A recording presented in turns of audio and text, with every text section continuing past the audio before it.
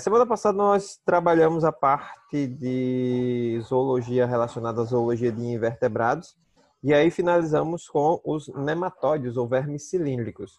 Então de lá para cá a gente já viu poríferos, quinidários, platelmintos e nematóides ou poríferos, quinidários, vermes chatos, vermes cilíndricos. Hoje nós vamos começar a trabalhar moluscos e, se der, que eu acho que provavelmente não dará tempo, a gente já inicia anelídeos também. Aí depois fica faltando só artrópodes e os equinodermata para que a gente possa finalizar invertebrados e entrar na parte de zoologia dos vertebrados, certo? Então vou começar aqui a transmissão, vou parar meu vídeo e vou iniciar a transmissão de tela, ok?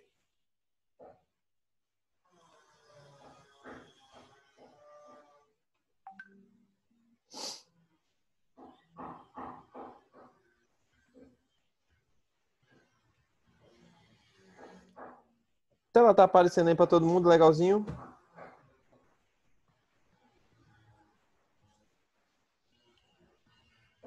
Alguém poderia me dizer, por favor? Sem ser no chat, que eu não estou vendo o chat. Sim. Beleza, obrigado. Então se liga só. Deixa o Pablo entrar aqui. Pablo chegando na área.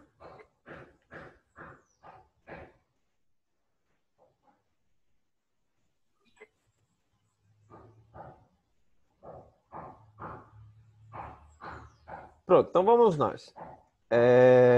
Em relação a moluscos, no ano passado a gente trabalhou bastante esse tema e fizemos até aquela linha prática, né? Eu estava até vendo aqui e tal. Eu acho que há alguns dias atrás apareceu aqui no meu feed aquele negócio das lembranças, né? Da aula que a gente fez e tal. As recordações que sempre vêm, tanto no Instagram quanto no Facebook. E aí tem umas fotos lá, tem umas fotos de águida mexendo no bicho assim e tal. Ela toda, né? Eu sou entendedora de molusco segurando lá o polvo, né? Que a gente levou para fazer a dissecação, enfim. Então, moluscos, o próprio nome ele já sugere a característica do animal, certo? Molusco vem de moles, tá? Ou seja, animais de corpo mole. Então, basicamente, a divisão corpórea desses indivíduos está em 3 regiões anatômicas básicas, tá? Cabeça, pé e massa visceral, sendo que em algumas situações o pé pode ser bipartido, né? No caso, formando os tentáculos. A cabeça pode ser reduzida, no caso dos biválvia, né? E aí a gente tem a regra, digamos assim, tá? E temos também as exceções das regras, tá? Então, a gente tem o que caracteriza o grupo e o que seria as modificações de alguns indivíduos relacionados a esse grupo. Então, em relação a o grupo como um todo, certo? A gente vai retomar, digamos assim, certo? O que a gente trabalhou com bastante detalhamento no ano passado. Então, aí, moluscos do latim moles, tá? Então, animais de corpo mole, tá? Como características gerais, eu tenho aproximadamente 150 mil espécies que compõem esse filo, tá? As espécies conhecidas, tá? Animais de corpo mole, tá? O termo molusco, geralmente são protegidos por uma concha calcária, geralmente, não são todos. Por quê? Polvos não têm concha, tá? As lesmas também não têm concha. As lulas têm uma concha interna e reduzida, e aí os demais acabam tendo conchas. Uma concha, 7 placas formando a concha. E a gente vai ver alguns grupos, os 3 principais, logicamente, são os gastrópoda, os biválvia e os cefalópoda. Mas nós temos outros grupos, tá, que estão associados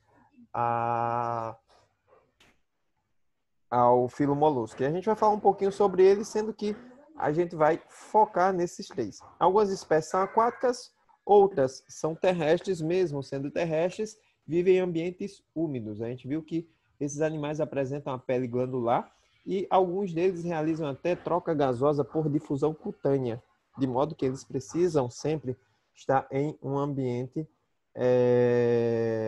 úmido, tá? Para poder realizar esse processo de difusão. Alguns exemplos de moluscos aí, tá? Mexilhões, as ostras, tá? No caso aí, ambos bivalve. As partes básicas que compõem os moluscos, tá? Vai variar dependendo da classe, mas eles vão ter cabeça, tá? Tá aqui a cabeça, o pé e o saco ou massa visceral, tá? Cabeça, logicamente, vai ser a área onde encontra-se o centro de comando de todas as atividades nervosas do indivíduo. O pé vai ter como função básica a locomoção e fixação. Saco visceral, como o próprio nome já diz, ou massa visceral, vai ser uma membrana no interior da qual alojam-se todos os órgãos, que são as vísceras desse animal. Tá? Então, a cabeça, em algumas espécies, ela não é bem desenvolvida, como no caso dos bivalves. Tá? Então, a cabeça desenvolve-se nos gastrópodes e cefalópodes, mas não nos bivalves. Importante na busca por alimento, porque é a região onde fica a boca. Né? Lembrando que, dependendo do tipo de animal que a gente esteja falando, a boca pode ter um bico córneo, que a gente viu até nos cefalópodes, né? A gente até extraiu o bico córneo dos cefalópodes. Tá? Nos bivalves não tem cabeça. O sistema nervoso é o sistema nervoso ganglionar.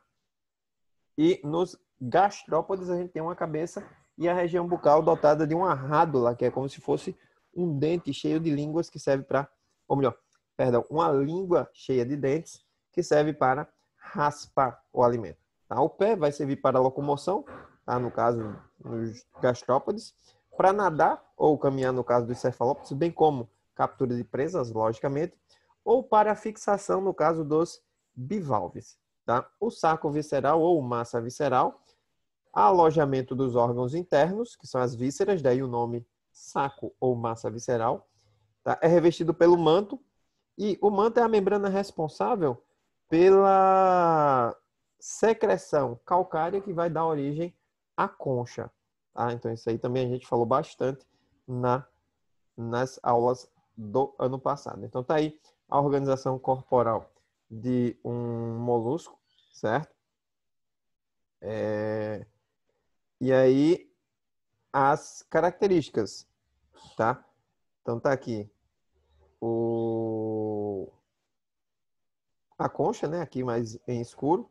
O saco visceral, essa parte em azul. Ele colocou aqui apenas o trato digestório, mas aqui estarão todos os órgãos desse animal, tá? Daí, em vermelho, em rosa, sei lá aqui, o pé, que é um pé extremamente musculoso, e na região anterior, nessa corzinha mais clarinha aqui, a boca dotada da rádula, os tentáculos com seus olhinhos na ponta, enfim. Tá? Então, o nome gastrópode veio justamente da organização corpórea. Por quê? Porque gastro vem de digestão. Podo vem de patas. Tá? E aí o que acontece?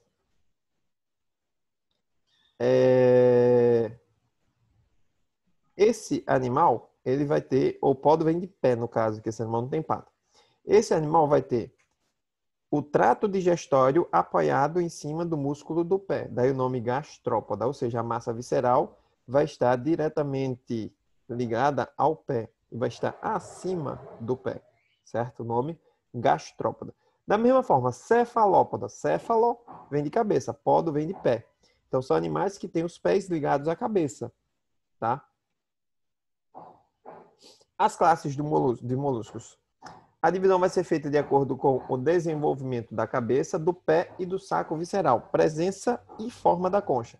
Então, são algumas características que são levadas em consideração para poder a gente evidenciar esses grupos diversos de moluscos. Como eu disse, tá? As classes mais conhecidas são bivalve, gastrópoda e cefalópoda. Mas eu tenho os aplacófora, monoplacófora, poliplacófora, escafópoda, que, apesar de não termos trabalhado detalhadamente esses animais, vocês manusearam conchas de alguns desses indivíduos. Tá? Tanto que tem um lá que é o escafópoda, que ele tem a concha parecida com um marfim de um elefante, com um dente de elefante. Tanto que o próprio nome do gênero, que é mais conhecido, é o gênero Dentalium, tá? Que aí arremete a essa forma da concha na forma de um dente de um marfim de elefante. E vocês manusearam essa concha, não puderam pegar nela, mas ela estava numa caixinha pequenininha e essas conchas estavam em cima de um pedacinho de algodão. Não sei se vocês lembram, que elas são extremamente frágeis. Então, classe Aplacófora são os moluscos que não têm concha. A, sem. Placófora, placo vem de placas, fora o portador, certo? Então, sem placas portador ou não portador de placas. Então, são moluscos que não têm concha, são poucos conhecidos, existem apenas 320 espécies viventes dessa classe.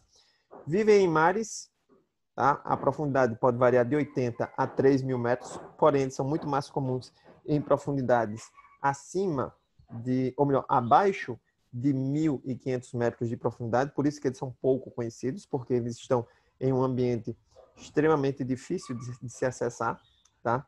Alimentam-se de anelídeos e de outros invertebrados, ou seja, são animais predadores. Então tá aí um aplacóforo, tá?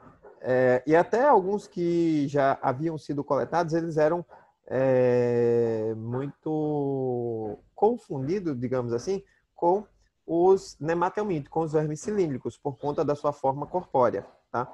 Mas aí, quando começaram a estudar detalhadamente a anatomia e a fisiologia desse animal, conseguiram visualizar a rádula, conseguiram visualizar cristalino, conseguiram visualizar características que não são comuns ao filo Nematoda, mas que são comuns ao filo Molusca. Classe Monoplacófora. Mono quer dizer uma. Monoplacófora, uma placa. Certo? Então, indivíduo portador de uma única placa. Ele vai apresentar uma concha única, formada por uma única placa, que vai recobrir todo o corpo. Tá? Os monoplacóforos eles eram dados como extintos até alguns anos atrás. Há 50 anos, tá? Foram descobertos monoplacóforos viventes. Tá? Eles vivem em oceanos muito profundos, por isso que esses caras também são muito difíceis de se coletar e são muito difíceis de se estudar. Tá? A sua concha é fina e frágil. Esse cara aqui, a gente não tinha nenhum representante dele naquela coleção didática, porque são animais que só podem ser coletados para fins científicos, para fins de pesquisa, e não para fins didáticos. Tá? Então, tá aí o monoplacóforo com a sua estrutura. Uma concha com uma única placa, certo? E aqui, as partes moles do animal.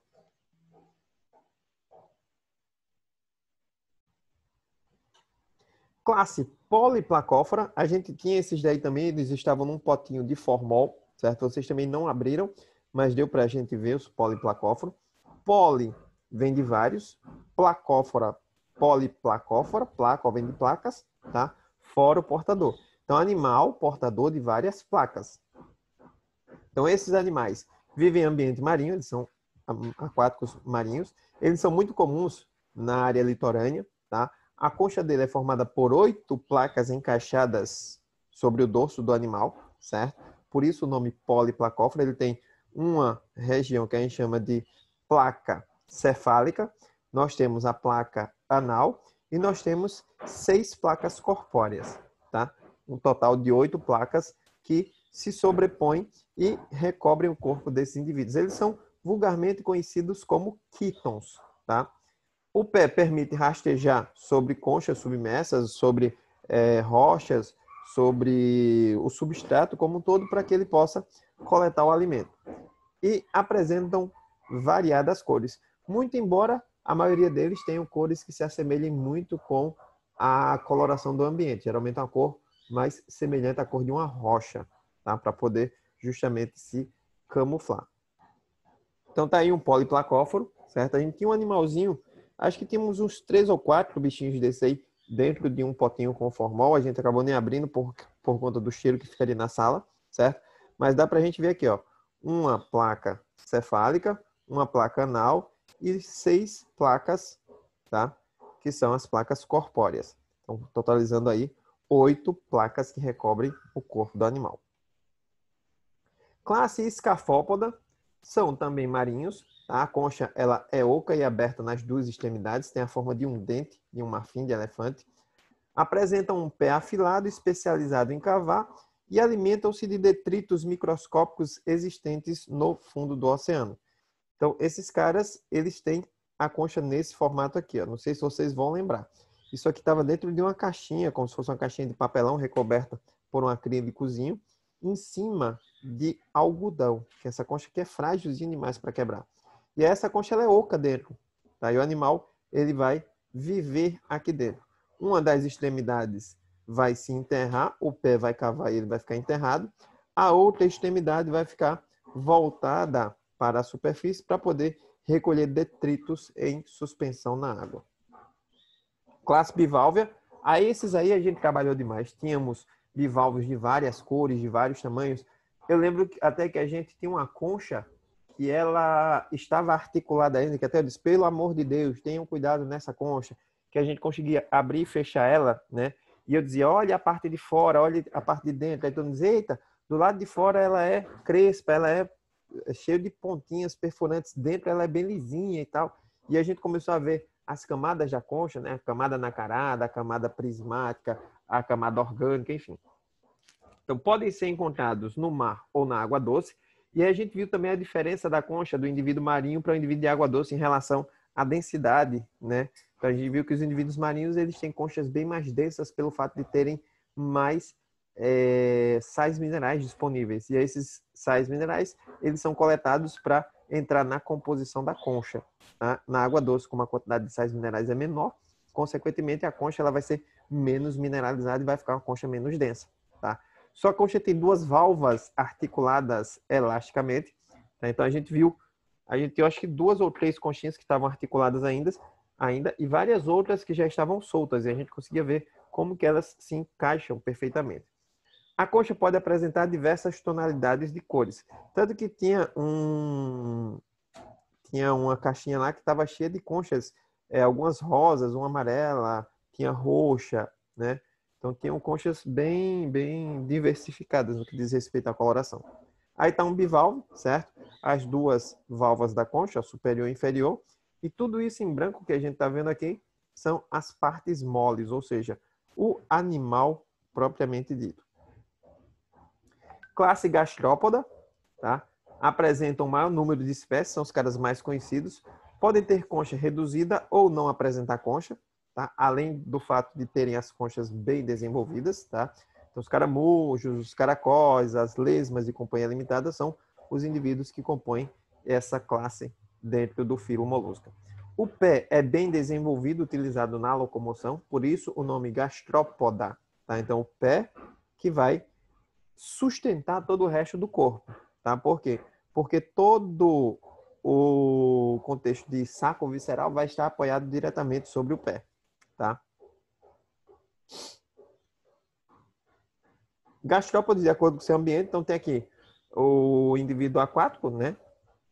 Podendo ser de água doce ou de água salgada, são chamados de caramujos. Os indivíduos terrestres, que são dotados de concha, a gente chama de caracol.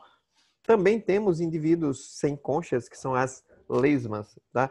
Essa divisão com nomes aí é uma divisão mais didática, certo? Então, é todo mundo gastrópode, mas aí o cara geralmente refere-se a um caramujo quando está falando de indivíduos aquáticos e refere-se a um caracol quando está se referindo a indivíduos terrestres, tá? Mas isso aí não é uma via de regra, ok? Classe cefalópoda. Céfalo vem de cabeça, podo vem de patas ou pés, tá? São os indivíduos que têm os pés ligados diretamente na cabeça. Então, nos cefalópodes, a gente tem uma inversão. A massa visceral fica ligada à cabeça, que por sua vez fica ligada aos pés. Ou seja, eu tenho a cabeça entre a massa visceral e os pés. Lembrando que esses indivíduos aí têm uma massa cefálica bem desenvolvida, são indivíduos extremamente inteligentes, têm um sistema nervoso extremamente complexo. Lembra que a gente falou sobre os olhos desse indivíduo, sobre célulazinhas que ele tem na pele chamado de cromatóforos, que podem fazer com que eles mudem de cor, enfim. Eu tenho aí um cara que é o mestre da camuflagem aí do ambiente aquático, tá? Vivem apenas no mar, então são aquáticos exclusivamente marinhos. Possuem células epidérmicas chamadas de cromatóforos, olha o que eu acabei de falar, que permitem a mudança de cor e camuflagem no ambiente, tá? A cabeça é diretamente ligada ao pé, que por sua vez é bem desenvolvido e subdividido em tentáculos, tá? Seus tentáculos são fortes e musculosos, com ventosas, as ventosas que aquelas estruturas são aquelas estruturas que atuam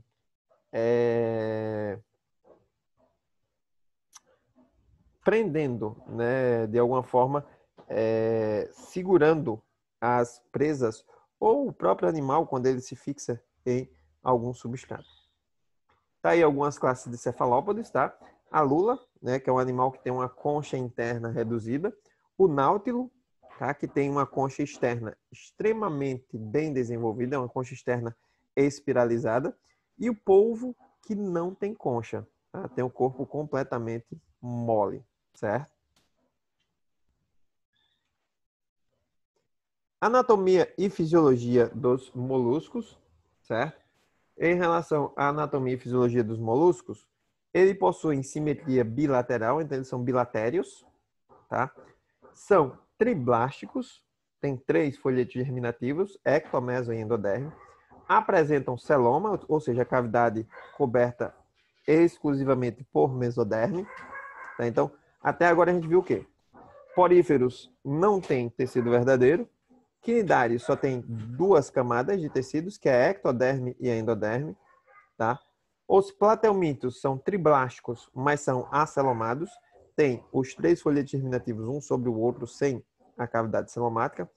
Os nematóides, eles apresentam um pseudoceloma, porque a cavidade ela vai ser revestida pela meso e pela endoderme. E aí, a partir de moluscos, a gente tem os celomados verdadeiros, tá? Que são chamados de eucelomados. Esses caras apresentam a cavidade celomática recoberta estritamente por mesoderme. Tá? Então, a cavidade estritamente mesodérmica, onde os órgãos, eles posteriormente vão se alojar no indivíduo. O corpo é revestido por uma epiderme rica em glândulas. Um dos fatores aí é o fato desses indivíduos realizarem trocas gasosas através da epiderme, tá? Por difusão cutânea. A concha é uma espécie de exoesqueleto incompleto, tá? Reveste parcialmente o corpo dos moluscos, lembrando, é um exoesqueleto, entre aspas, tá? Não articulado, diferente do que a gente vai ver lá nos artrópodes, tá? Mas desempenha a mesma função, que é a função de proteção do animal, ok? Camadas da concha, a gente também falou sobre elas, né? Quando estava mostrando a vocês. Por fora a gente tem uma camada mais espinhosa, mais crespa, um pouquinho mais rígida. No meio a gente vai ter a camada que é mais mineralizada, certo? E na parte interna a gente vai ter aquela camada que é mais lisinha e brilhante, tá? Então, essa camada mais lisinha e brilhante interna é chamada de camada nacarada. É a mais interna, diretamente em contato com a epiderme que a secretou. No caso, quem secreta essa camada nacarada aí é o manto, tá? Que secreta, na realidade, toda a concha. Mas aí, o nácar, que é essa substância produzida pelos moluscos, é justamente quem dá origem às pérolas. Lembra que a gente falou sobre as pérolas, como que elas são formadas? Então, a pérola é formada por algum corpo estranho que invade o corpo de um bivalve em específico, e aí esse corpo estranho vai ser recoberto por várias camadas de nácar, dando origem, assim, ao final, a uma pérola. Eu tenho a camada prismática, que é a camada intermediária, fica no meio da concha. Ela é mais espessa que a camada nacarada e ela é extremamente mineralizada, certo? E eu tenho a camada orgânica, que é a camada mais externa, tá? É a mais fina das 3 camadas e até algumas conchas que a gente pegou, a gente viu que essa camada mais externa, às vezes, ela fica meio que decascando, tá? Justamente por ser orgânica, essa camada pode entrar em decomposição. E entrando em decomposição, logicamente, ela vai se degenerar, certo? Aí, ó, a observação lá embaixo. Algumas espécies podem formar pérolas. Um objeto estranho é encoberto por várias camadas de nácar. Tá? Isso é mais comum acontecer em indivíduos bivalves, certo? Algumas espécies de bivalves. Sistema digestório é completo. Lembrando que ter um sistema digestório completo não quer dizer ter um sistema digestório complexo, tá? Então, nós temos aí boca e ânus, acabou, é completo. Mas, além da boca e do ânus, o tubo digestório desses animais apresenta cavidade bucal, esôfago, estômago, intestino. Eu tenho várias glândulas, tá, que atuam no processo digestório, então já é um sistema digestório bem mais complexo. Nos cefalópodes, a digestão é feita por contrações rítmicas e, em outras classes, pelo batimento de cílios presente nas células do tubo digestório. Apresentam glândulas salivares, que secretam muco sobre o alimento ingerido. As glândulas salivares já vão secretar saliva, que também já tem enzimas que atuam na pré-digestão do alimento, certo? E essas glândulas digestivas, como um todo, secretam a maioria das enzimas responsáveis pela digestão dos alimentos. Armazenam proteínas, lipídios e sais de cálcio, além de atuar na produção. Então, na cavidade bucal, a gente vai ter glândulas salivares, vão secretar o muco sobre o alimento que está sendo ingerido. No estômago, vamos ter glândulas digestivas que secretam as enzimas responsáveis pela digestão do alimento. As glândulas atuam no armazenamento de proteína, lipídios, sais de cálcio na produção de excreções. Tá? Também são chamados de hepatopâncreas, pois funcionam parecidas com o fígado e com o pâncreas, ou seja, vai ter a função digestória e vai ter a função excretora também. A rádula, falamos sobre ela logo no início, tá? Então, retirando-se os bivalves, que não tem rádula, não tem cabeça, certo? São filtradores e realizam essa filtração por meio das brânquias. Então, as brânquias nos bivalves têm função respiratória, que é a função de troca gasosa, e tem a função filtradora, que é a função de obtenção de alimento. Todos os demais, exceto os bivalves, têm rádula.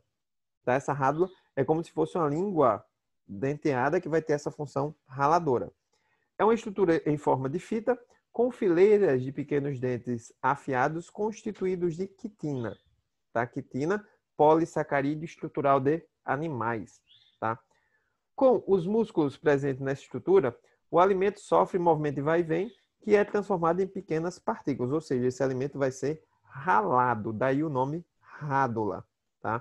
Então tá aqui, ó, a rádula de um gastrópode, ela fica especificamente na região da boca. No caso dos cefalópodes, a rádula fica depois do bico córneo. A gente vai ter o bico córneo e um pouco mais adentro, nós temos a rádula que vai atuar triturando o alimento. Mas no gastrópode, a rádula é diretamente na língua. E aí, os músculos protratores e retratores vão ficar fazendo um movimento de vai e vem, como foi dito anteriormente, na rádula. E esse movimento de vai e vem vai particular o alimento, que por sua vez vai ser ingerido pelo animal. Então, um pedaço maior, ele vai ser fragmentado em vários pedaços menores, tá? Que serão ingeridos e digeridos pelo animal. Digestão nos cefalópodes, a cavidade bucal apresenta fortes mandíbulas quitinosas, que são os bicos córneos, tá? Arrancam pedaços das presas. É deglutido. E essa deglutição ela vai ser feita com o auxílio da rádula, que também já ajuda na trituração do alimento. O alimento passa pelo esôfago, chega ao estômago. No estômago, tá? A gente tem o seco digestório, onde ocorre a maior parte da digestão. E aí os nutrientes vão ser absorvidos pela parede do estômago, ou seja, do seco estomacal, e são lançados na corrente sanguínea, aonde vai ser distribuído para as demais partes do corpo. Lembrando que esses indivíduos ele tem um sistema circulatório fechado, enquanto que nos demais é um sistema circulatório aberto ou lacunar. O que não é aproveitado vai para o intestino e é eliminado pelo ânus, tá? Como ocorre em qualquer processo digestório. Digestão no gastrópode começa extracelular no estômago por ação de enzimas produzidas por glândulas salivares, bolsas esofágicas e pelo estilete cristalino, que são as glândulas digestivas. O alimento passa para as glândulas digestivas através do impulso de batimentos ciliares. A glândula, as partículas absorvidas por células vão sofrer a total digestão no citoplasma dessas células.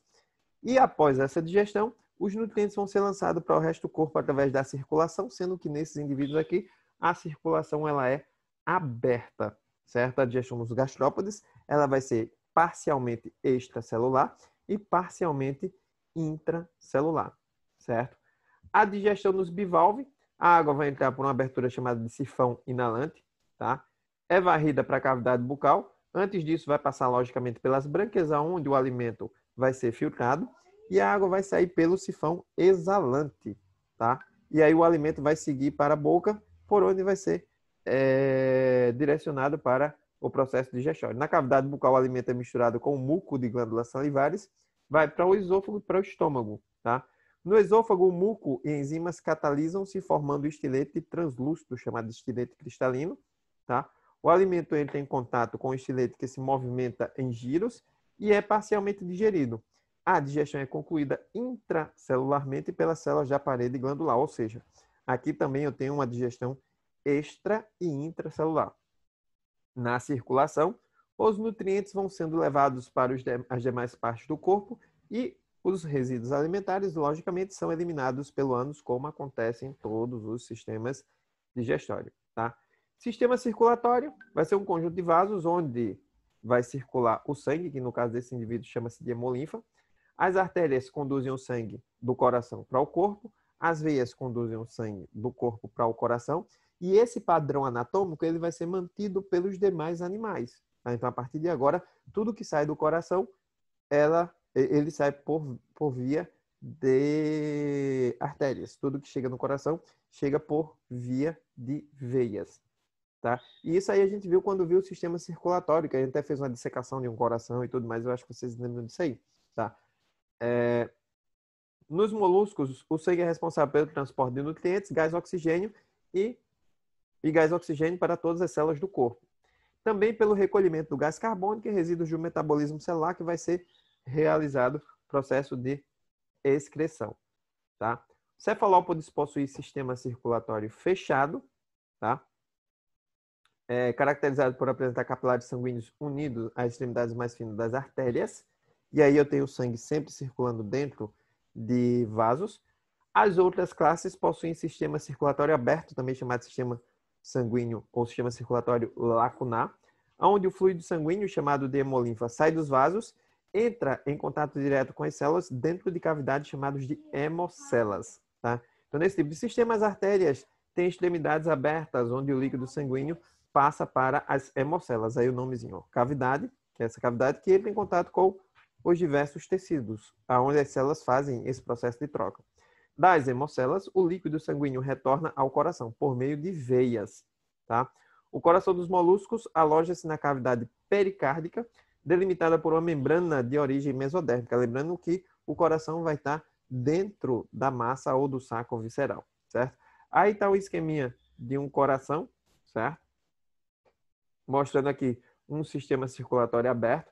Então, o coração, saindo artéria, aqui as hemocelas ou lacunas, tá? Depois o sangue vai ser coletado pelas veias que vai voltar para o coração, tá?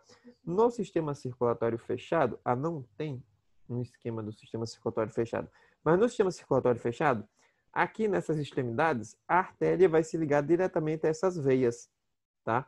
Então, eu vou ter capilares de artérias ligando-se diretamente aos capilares de veias que fazem com que o sangue circule diretamente dentro de vasos sanguíneos, tá? Sistema circulatório, a maior parte tem respiração branquial, já que são aquáticos, mas algumas espécies apresentam respiração pulmonar e outras até respiração cutânea. Por isso, eles têm a epiderme bastante glandular. Tá? A respiração branquial vai ocorrer nos indivíduos caracteristicamente aquáticos, a respiração pulmonar e cutânea nos indivíduos nos indivíduos terrestres, e a cutânea pode acontecer em ambos os indivíduos, ok? A excreção é realizada por um par de metanefrídeos, são os rins primitivos. Então, já tenho aí o início de um processo de organização de um sistema excretor, tá? Uma das extremidades é alargada e a outra é mais afunilada, formando um poro que se abre para o interior, certo? As aberturas retiram as excreções da cavidade pericárdica, ou seja, da cavidade próxima ao coração, eliminando-as por meio de poros excretores que se abrem na cavidade do manto. Sistema nervoso, ele é complexo nos cefalópodes, ele é mais simples nos bivalvia, mas eles são sempre ganglionares. Eu tenho gânglios cerebrais, gânglios pedais ou podais, aqueles que estão nos pés, e os gânglios viscerais, que são aqueles que estão no sistema digestório, excretor, enfim, tá? Então, com isso a gente